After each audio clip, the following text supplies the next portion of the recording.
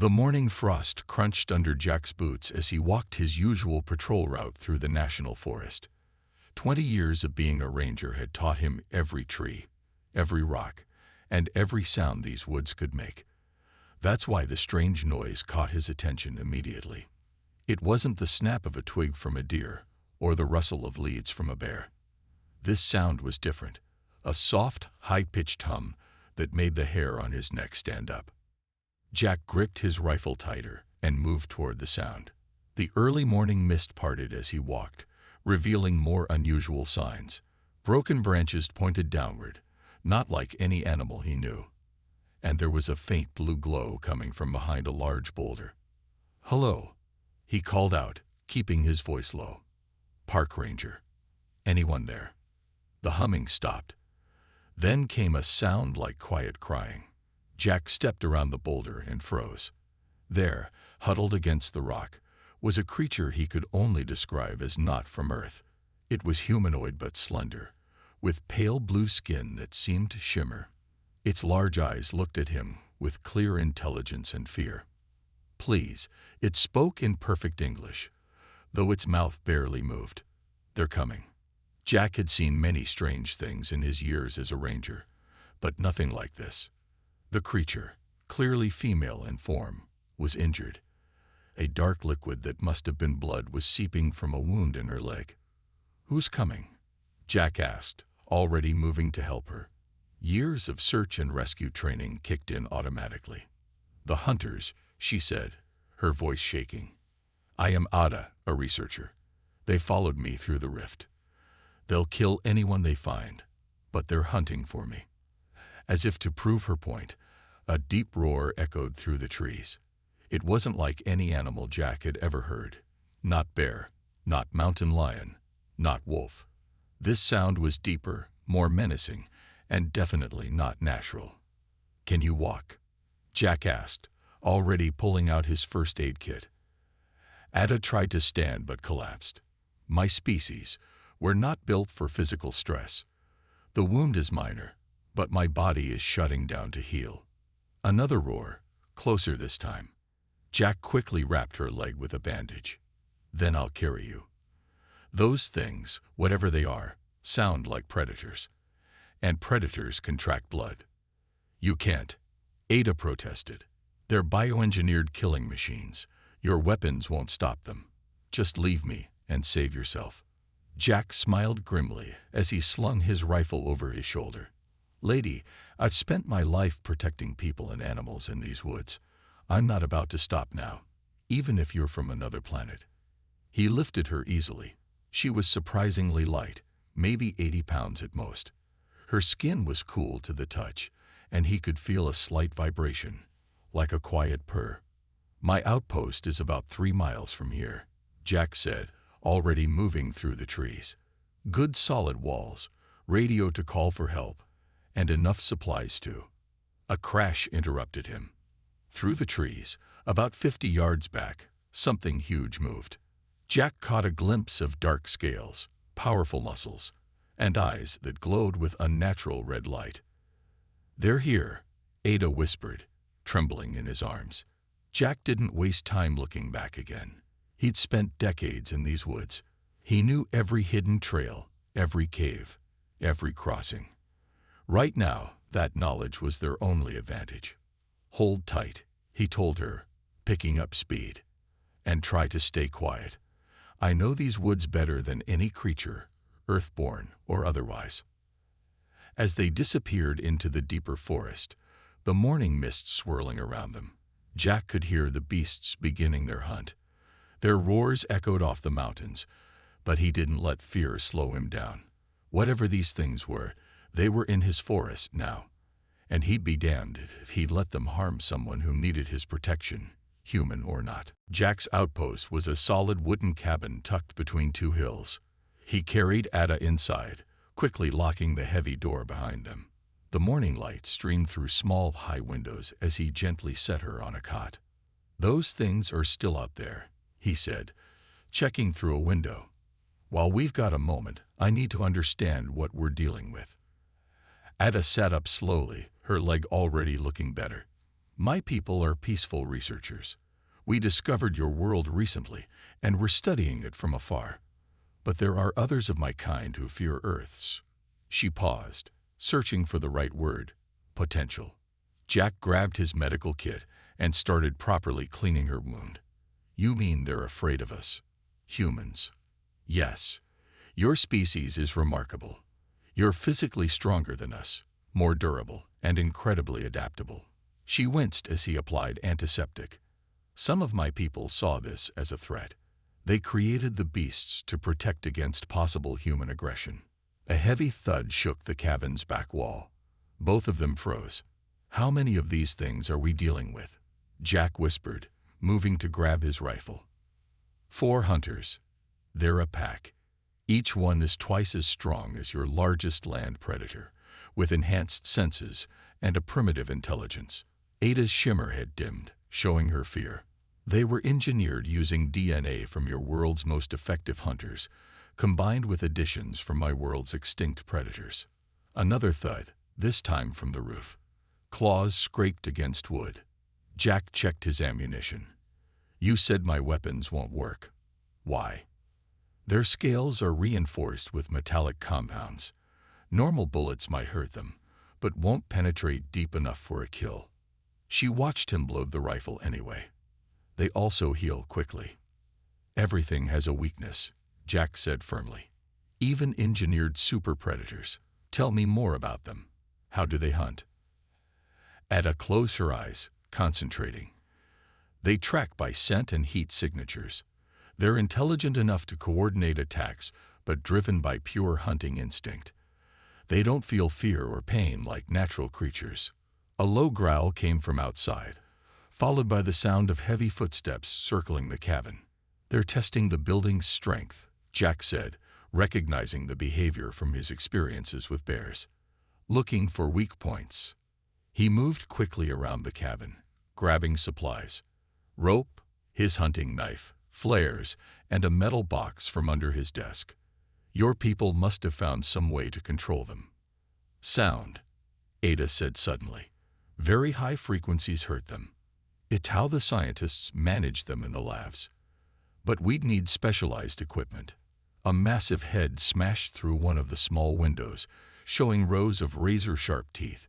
Jack fired 2 quick shots, making the creature pull back with an angry roar.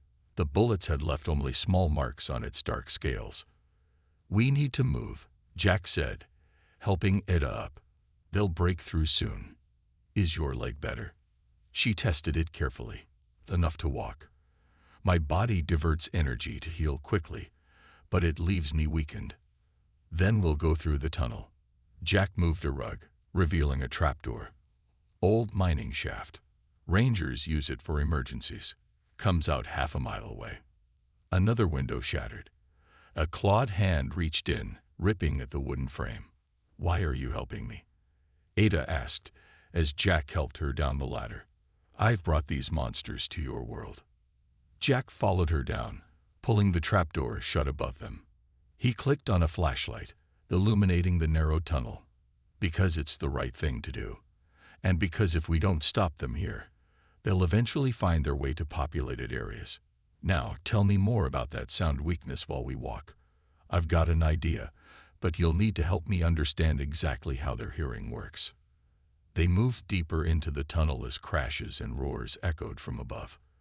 The hunters would find the trapdoor soon, but Jack already had a plan forming. If these creatures were part Earth predator, then maybe Earth hunting techniques could help stop them. He just needed more information and a little time to prepare. The old mining tunnel was dark and narrow, lit only by Jack's flashlight.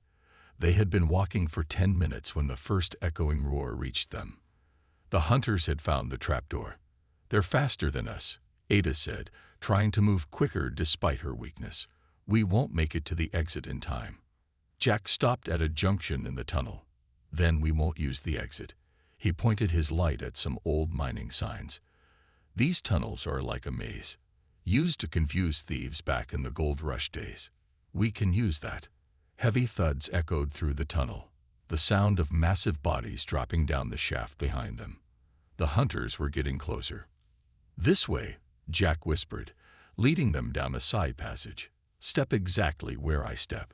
These old tunnels can be tricky." They moved carefully through the darkness. Jack's boots left clear prints in the dust, but he seemed to be doing it on purpose. At one point, he deliberately scraped his boot along the ground, leaving an obvious trail. Ada noticed what he was doing. "You want them to follow us." "Trust me," Jack said, guiding her around a corner. The passage here was barely wide enough for them to squeeze through. Those things are big. The tunnels that can fit them are limited. A screech of claws on stone echoed through the darkness. One of the hunters had reached the junction they'd left behind. Jack quickened their pace, but kept making obvious marks. They passed several side tunnels, and he carefully marked their path at each one. The sounds of pursuit grew louder, not just one hunter now, but several. "Here," Jack said suddenly, stopping at a wider section of tunnel. Old support beams lined the walls. "Perfect. Now we need to be very quiet." He helped Ada climb up onto a ledge formed by fallen rocks, then handed her his pack. "Stay here. Don't move. Don't make a sound." "What are you doing?" she whispered. "Making use of that human adaptability you mentioned." He checked his rifle, then pulled out some flares. "Your people made these hunters too perfect. Real predators have weaknesses because they evolved naturally. These things don't fear anything, and that's their problem." The first hunter appeared at the end of the tunnel. In the beam of the dropped flashlight, its true form was finally clear. It was like a nightmare mix of bear and lizard, with scales that shimmered like metal and eyes that glowed blood red. 3 more appeared behind it, and all 4 began stalking forward. Jack stood in the middle of the tunnel, calm and steady. He raised his rifle. The lead hunter charged. Jack fired twice, aiming at its eyes. The bullets didn't penetrate, but the flashes and impact made it flinch. It reared up, showing massive claws. That's when Jack threw the first flare. The sudden bright light filled the tunnel with harsh shadows. The hunters screamed, a sound like metal being torn. Their enhanced eyes, made for hunting in darkness, couldn't handle the intense light. "Cover your ears," Jack shouted to Ada. He fired his rifle again, not at the hunters but at the old support beams. Wood splintered, dust filled the air. The hunters, still half blind, didn't notice the creaking sounds above them. Jack fired again and again, moving backward with each shot. The support beams began to crack. The hunters recovered enough to see him, bunching together to charge in the narrow space. That's exactly what Jack had wanted. His last shot hit a crucial beam. With a massive groan, the tunnel ceiling collapsed. Rocks and timber crashed down, right on top of the hunters. Their screams were cut off by the cave-in. When the dust settled, a solid wall of fallen rock filled the tunnel where the hunters had been. "They're not dead," Jack said, helping Ada down from the ledge. "But they'll be busy for a while. Those tunnels loop back around for miles. By the time they dig out, we'll be long gone." Ada stared at him in amazement. "You planned all of this, using their size against them, trapping them in the tunnels. Best way to deal with predators is to use their strengths as weaknesses." Jack checked his remaining ammunition. "But we're not done. They'll be angry when they get out. We need to find a way to stop them permanently." He gestured to a side tunnel. "Ready to keep going?" Ada nodded, seeing her rescuer in a new light. Maybe there was more to human adaptability than her people had realized. The afternoon sun felt warm on their faces as Jack and Ada emerged from a hidden tunnel entrance in the hillside. They had been underground for hours, making their way through the maze-like passages. "We need to find high ground," Jack said, scanning the forest. "Get a better view of the area. Those things will dig their way out eventually." Ada stumbled, still weak from healing her injury. Without a word, Jack offered his shoulder for support. As they walked, he noticed her studying him with curiosity. "Something on your mind?" he asked, helping her over a fallen tree. "Your heart rate is barely elevated," she said. You've been running, fighting, carrying me, yet your body shows minimal stress. How? Jack smiled. That's just being human. We evolved to keep going, to outlast things stronger than us. Here, let me show you something. He stopped at a small stream. Cup your hands like this, he demonstrated, scooping up water. Humans can't go long without water, but we can find it almost anywhere. Your body seems to work differently. Ada copied his motion, awkwardly at first. Yes, my species absorbs moisture from the air. We rarely drink, just like we rarely walk this far. Your endurance is remarkable. A distant roar interrupted them.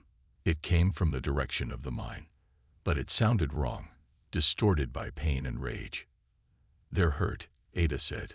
The cave-in damaged them, but they'll heal.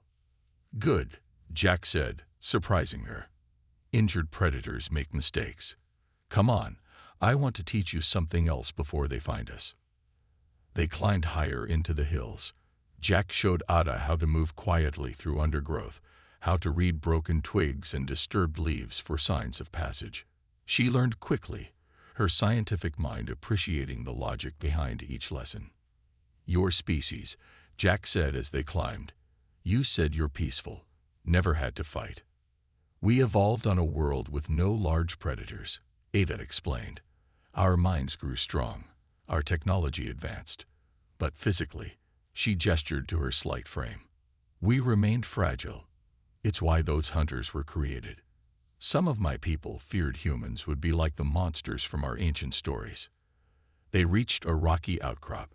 Jack helped Ada climb to the top, where they could see for miles across the forest. The afternoon light was starting to fade. Looks like they made the monsters real, Jack said, pulling supplies from his pack. But they made a mistake. Real monsters, real predators. They evolve alongside their prey. Everything in nature has balance. He laid out some items, his knife, some rope, the remaining flares. These hunters, they're too perfect. No fear, no pain, no natural instincts. That makes them predictable. Ada watched him check his rifle again. You're not afraid of them. Oh, I'm afraid, Jack corrected her. Fear keeps you sharp, keeps you thinking. But humans, we learn to use our fear, turn it into something useful. He pointed to the setting sun. Night's coming. They'll have the advantage in the dark. So we need to set up some surprises.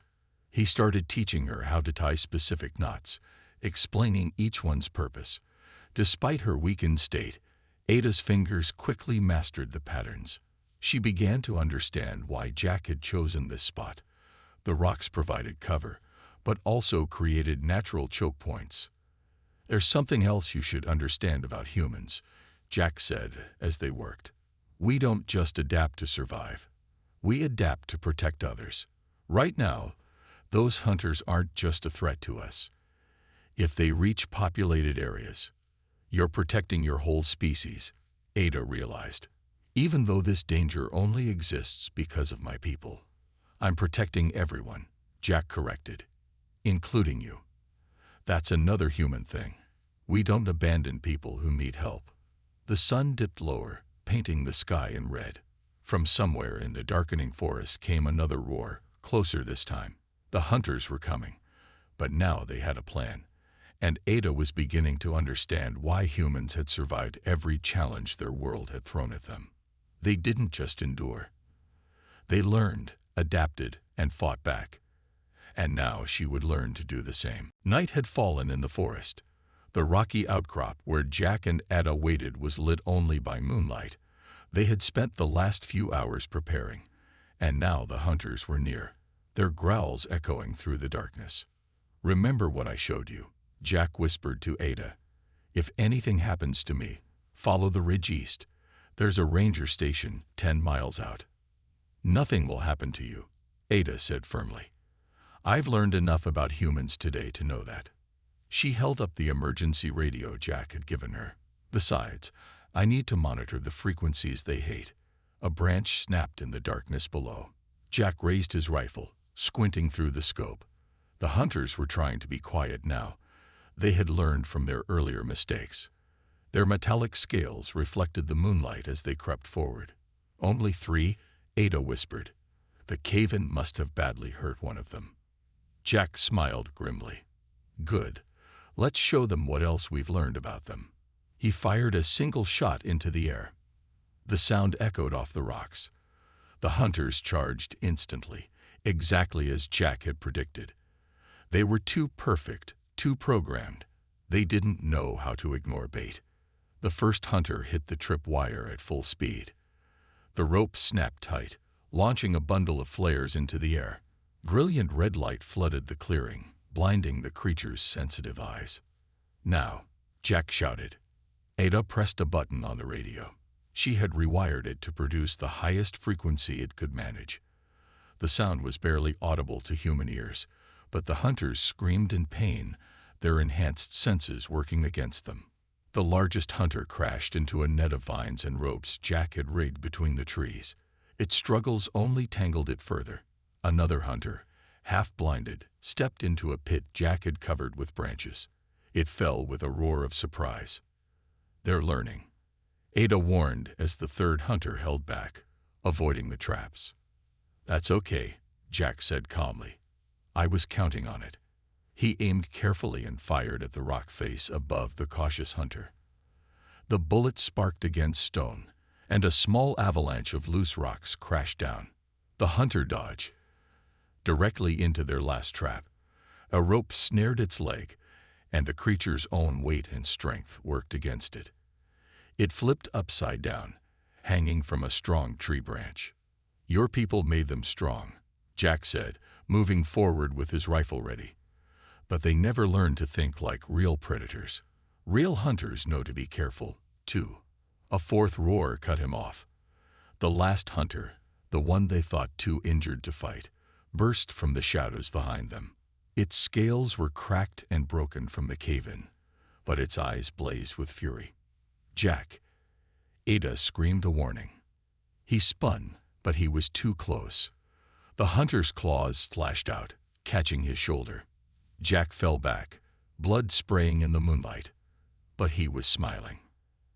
As he fell, his hand pulled a hidden rope. Above the hunter, a massive log swung down from the trees like a pendulum. It struck the creature full force, sending it flying off the rocky outcrop. "Basic physics," Jack said through gritted teeth as Ada ran to help him. "Something your hunters never learned about. Mass times acceleration equals." A final roar ended in a distant crash. "Stop talking," Ada ordered, pressing her hands to his wound. A soft glow spread from her fingers. "My people can't fight, but we can heal. Let me help you for once." The warmth of her healing spread through Jack's shoulder. Around them, the 3 trapped hunters still struggled, but uselessly now. The traps, built from nothing but forest materials and human ingenuity, held firm. "The rangers I radioed will be here by morning," Jack said, watching the hunters tire themselves out. "We'll need to explain a lot, but they'll help secure these things." "You've done the impossible," Ada said softly, still healing him. "No one has ever caught them before. No one even thought it was possible." "Not impossible," Jack corrected. "Just needed someone who understood both sides, their strengths and their weaknesses. Like how a planet with no predators couldn't create perfect hunters." He looked at the trapped creatures. Sometimes the best way to fight monsters is to think like a human instead. The first light of dawn painted the sky pink as Jack and Ada made their way through the forest. Behind them, the captured hunters remained secure in their traps, watched by a team of bewildered but determined park rangers. Ahead lay their real challenge, the dimensional rift that had brought both Ada and the hunters to Earth.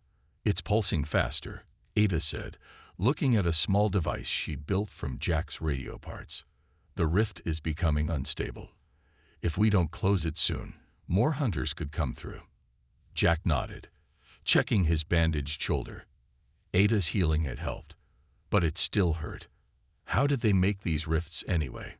"It's a natural phenomenon we learned to control," Ada explained as they walked. "Like a river, It flows between worlds. But now, she pointed to a flickering blue light between the trees. Now it's more like a broken dam. They emerged into a clearing. The rift hung in the air like a tear in reality, edges crackling with energy. But something was wrong. Dark shapes moved behind the blue light. More hunters, Ada whispered. They're waiting on the other side. Jack studied the scene, his ranger's instincts taking in every detail. How do we close it? There's a control device on the other side. If we can send the right frequency through the rift, it will collapse. Ada held up her modified radio. But someone has to get close enough. A roar echoed through the rift, followed by another and another. Many more hunters waited on the other side. How many? Jack asked quietly. Ada's hands trembled. Dozens. They'd made more while hunting me. An army waiting to invade. She turned to Jack. We should call for help. Your military. Would take too long, Jack finished, and might make things worse. He checked his ammunition. Only a few rounds left. Sometimes the best solution is the simple one. Jack, no. Ada grabbed his arm. You can't go through. My world's atmosphere would kill you in minutes. And the hunters. He smiled that calm, confident smile she'd come to know. Who said anything about going through? He pointed to the trees around the clearing. Your people made these hunters too perfect, remember? No fear, no caution. Just pure hunting instinct. Understanding dawned in Ada's large eyes. You want to use that against them, but you'll be bait, Jack said simply. One last time. He touched her shoulder gently. Get ready with that signal. When I give the word, send it. No matter what happens. Before she could argue, Jack walked into the clearing. He fired his rifle once into the air. The effect was instant. Dark shapes charged through the rift, hunter after hunter pouring onto Earth. Their metallic scales gleamed in the dawn light, red eyes fixed on the human who had dared to challenge them. Jack stood his ground. Come on, he whispered. Show me how perfect you are. The hunters charged as one. Exactly as he predicted. No caution, no strategy. Just pure killing instinct. Jack waited until the last possible moment, then dove aside. The hunters' momentum carried them forward, straight into the ring of trees around the clearing. Trees that Jack had spent the night carefully cutting halfway through. The weight of 24 charging hunters did what Jack had planned. The trees groaned, cracked, and fell inward. Hunters screamed as massive trunks crashed down on them, pinning them in a cage of timber. Now, Jack shouted. Ada pressed the button on her modified radio. A high-pitched wave of energy shot through the rift. The blue light flickered, pulsed, and began to collapse. The hunters still on the other side roared in fury as their path to Earth closed forever. The rift shrank to a pinpoint of light, then vanished with a sound like thunder. In the sudden silence, Jack looked at the hunters trapped under the fallen trees. They were already starting to break free, but it didn't matter. Their way home was gone. They were stranded on Earth. Your people, he said to Ada, they made them to be perfect hunters. But they forgot something important. What's that? Ada asked, still staring at where the rift had been. Earth already has a perfect hunter, Jack said, watching the sunrise. They're called humans, and we protect what's ours. The trapped hunters roared their fury at the dawn, but Jack just smiled. He'd already sent word to his ranger friends. Soon, more help would arrive, and he had some ideas about how to contain these creatures permanently. After all, humans were good at adapting to new challenges. 1 month had passed since the morning of the rift closure. The mountain forest was peaceful again, though things would never be quite the same. Deep in a secured facility built into the mountainside, Jack watched as Ada spoke to a holographic projection of her people's council. The hunters have been successfully contained, she reported, her voice firm and confident, so different from the frightened researcher he found in the woods. Thanks to human ingenuity, we've converted the old mine system into a secure habitat. The creatures are studied, but controlled. Their own perfect nature made them predictable, which makes them manageable. The council members, tall, silvery figures like Ada, looked troubled. And the humans? How much do they know? Everything, Ada said simply, because they earned that right. When your weapons threatened their world, they didn't respond with fear or violence. One of them, she glanced at Jack, taught me that humans are different from what we feared. Jack stepped forward, his ranger uniform now bearing a new patch, one that showed Earth and Ada's world joined by a bridge of stars. Your hunters were engineered to be perfect, he said to the council. But that was their weakness. Real creatures, like humans, have to adapt, have to think, have to protect each other to survive. The head counselor studied him. You could have killed the hunters. Instead, you contained them. Why? Because that's what rangers do, Jack said. We protect and preserve. Even dangerous creatures have their place. We just have to learn to understand them. One of the younger council members leaned forward. The hunters were created because we feared human violence. Yet you showed mercy. Humans can be violent, Ada interrupted. But they can also be kind, protective, innovative. Their strength isn't in their bodies or their weapons. It's in their ability to choose how to use their capabilities. She held up a small device, a refined version of the radio she'd modified during their escape. Working together, we've already developed better ways to control the hunters. Humans understand predators in ways we never could. And they've taught us something valuable about strength. Which is? The council asked.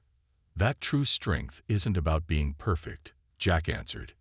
It's about being adaptable, about protecting others, not just yourself. The council members conferred silently for a moment.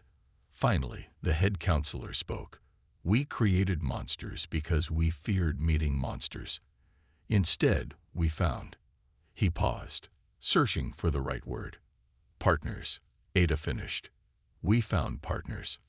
After the hologram faded, Jack and Ada walked through the facility. Through reinforced windows, they could see the hunters in their new habitat. Still fierce, still perfect, but no longer a threat to either world. Your people really didn't know what to make of humans, did they? Jack asked. Ada smiled. We thought we knew everything about your species. We studied you from afar and saw your capacity for violence, your physical capabilities, your rapid technological growth. But we missed the most important thing. Which was that humans don't just survive. You help others survive too. When you found me in those woods, you could have run, could have shot me, could have left me to the hunters. Instead, you protected me, taught me, showed me that strength isn't about being the perfect hunter. They reached the facility's entrance, where a group of human scientists and Ada's people were working together, sharing knowledge. The hunters forced our worlds together, Ada said. But humans showed us a better way to connect. Those creatures were made to be perfect. She touched the ranger patch on Jack's uniform. But sometimes imperfect is better. Sometimes the strongest thing you can be is human. Jack looked out at the forest beyond the facility. His forest, but now so much more. Somewhere out there, the morning sun was rising over trees that had seen an impossible story unfold. A story about monsters that were too perfect, and humans who were perfect enough. So, he said with a smile, ready for another day of ranger training. These woods won't patrol themselves. Ada straightened her own ranger uniform, the first of her kind to wear one. Lead the way, partner. After all, someone has to teach my people how to adapt. Together, they walked into the morning light, two different species united by something stronger than perfection.